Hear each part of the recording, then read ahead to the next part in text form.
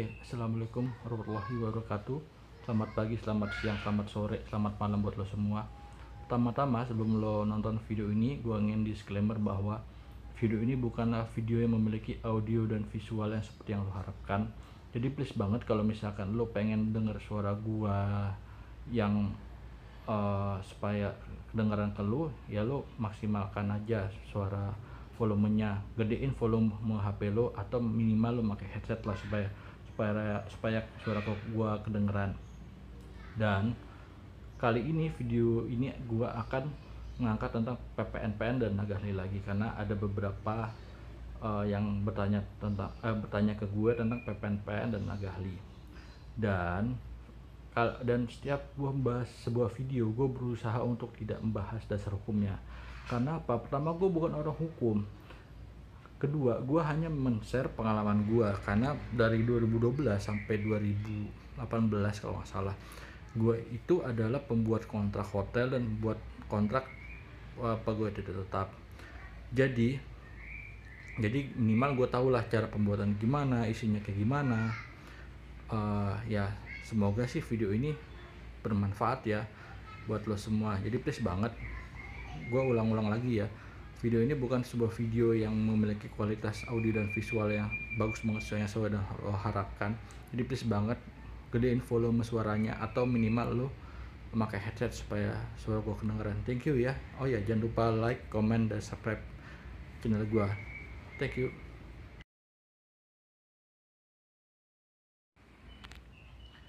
Waktu itu ada yang nanya di kolom komentar channel gua, kalau nggak salah pertanyaannya itu, kalau di website itu tidak ada lowongan terkait PPNPN atau Nagahli, apa saya harus datang ke kantor instansinya bang atau pak ya, manggil gue lupa.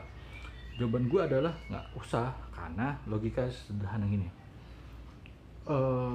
setiap instansi itu akan buka lowongan yang dibutuhkan sesuai dengan pendidikan dan skillnya, dan tentu saja lowongan yang kosong yang kementerian itu butuhkan di instansi itu. Jadi lowongan itu akan diumumkan di website dan tidak akan di setahu gue ya, tidak akan ditempel di kantor instansi itu kecuali di Depnaker, Kementerian Tenaga Kerja dan Tenaga Kerja ya sekarang ya, gue lupa. Kementerian Tenaga Kerja, lo bisa datang di Gatot Subroto, sebelahnya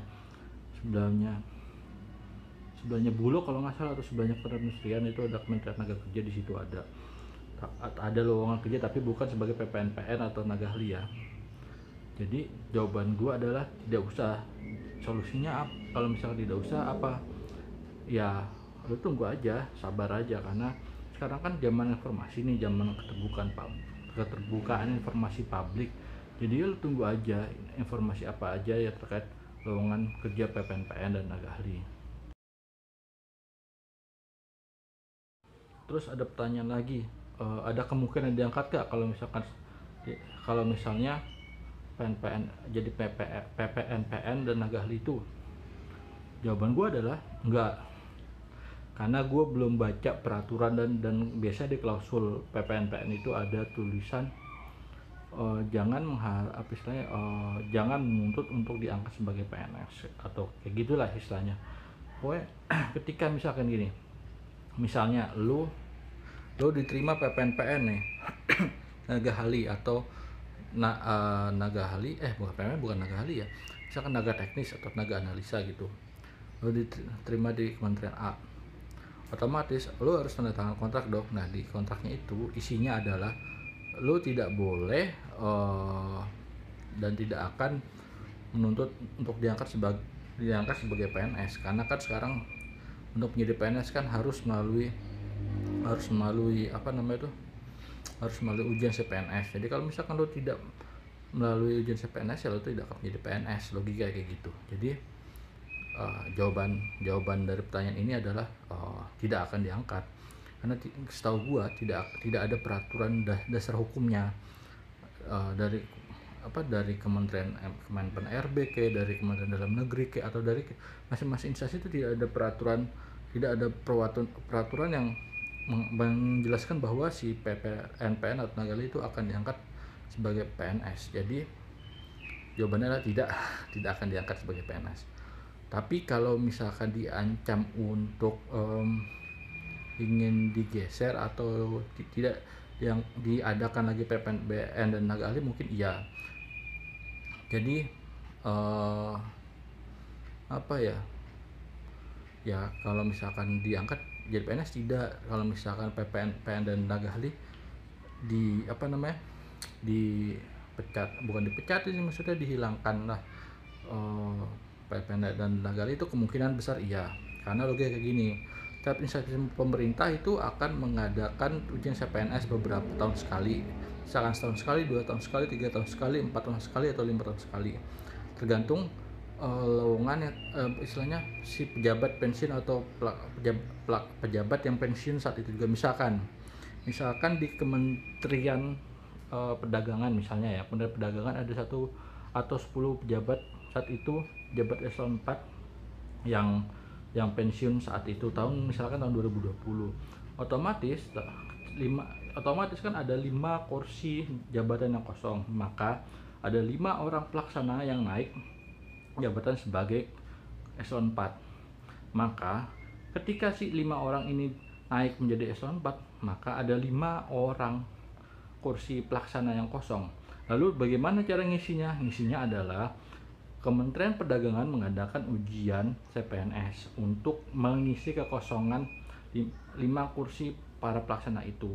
Maka kalau misalkan singkat cerita, kalau misalnya ujian CPNS itu sudah selesai, maka kan ada pengumuman siapa yang lolos, 5 orang yang lolos ujian CPNS itu. Maka 5 orang yang lolos ujian CPNS itu akan mengisi kekosongan 5 kursi pelaksana tersebut. Sampai situ paham ya? Kalau ada yang paham boleh kok nanya di kolom komentar.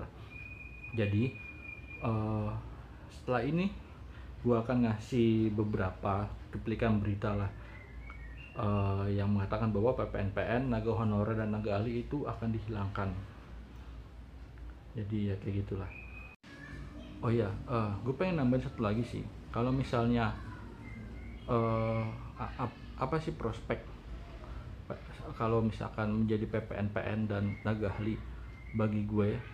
Kalau untuk kalau nggak dalam kondisi pandemi kayak gini, kayak bekerja sebagai PPNPN dan tenaga ahli, prospeknya kayak nggak ada yang bagus deh. Karena apa? Karena gajinya nggak tepat waktu. Semua PPNPN dan tenaga ahli itu gajian belum tentu tanggal 1. Beberapa instansi ada yang tanggal 9, ada yang tanggal 15. Kenapa? Karena yang mengerjakan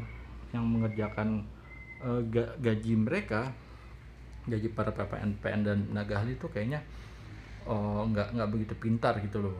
Jadi ya ada yang para PPNPN dan tenaga ahli itu ada yang gajiannya tepat tanggal 1, ada yang tanggal 2, ada yang tanggal 15, bahkan ada tanggal 20. Jadi prospeknya sih kayak nggak ada dari segi gaji, kayaknya terima gaji kayak sering terlambat. Dari segi apa lagi, dari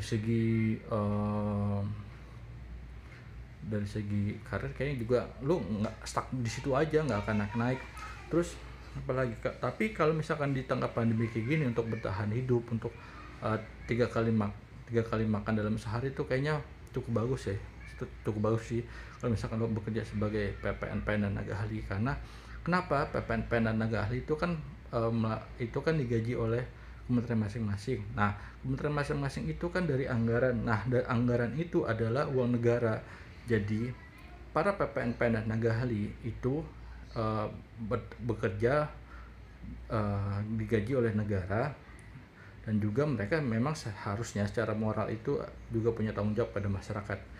Jadi intinya aja prospek bekerja sebagai PPNPN dan tenaga ahli itu kayaknya kalau memang tidak dalam masa pandemi kayak jelek banget deh istilah prospeknya. Tapi kalau misalkan dalam bertahan di tengah pandemi kayak gini kayak sih cukup bagus. Thank you. Oh iya, kayaknya sih udahan dulu kali ya. Jadi kalau misalnya ada yang mau tanya, boleh di kolom komentar atau kirim ke email gue supaya kita tanya-tanya. Atau misalkan lo ajak aja temen lo, terus rame-rame lo email gue, jadi kita akan ngadain Zoom tanya jawab soal PPNPN ya, supaya gue bisa share pengalaman gue dan supaya pengalaman gue itu bermanfaat. Jadi guys itu aja sih, thank you yang udah nonton. Jangan lupa like, comment, dan subscribe channel gua, karena like, comment, dan subscribe lo adalah sebuah simbol dukungan buat gua untuk selalu berjuang buat susu dan popok anak gue. Thank you. Assalamualaikum warahmatullahi wabarakatuh.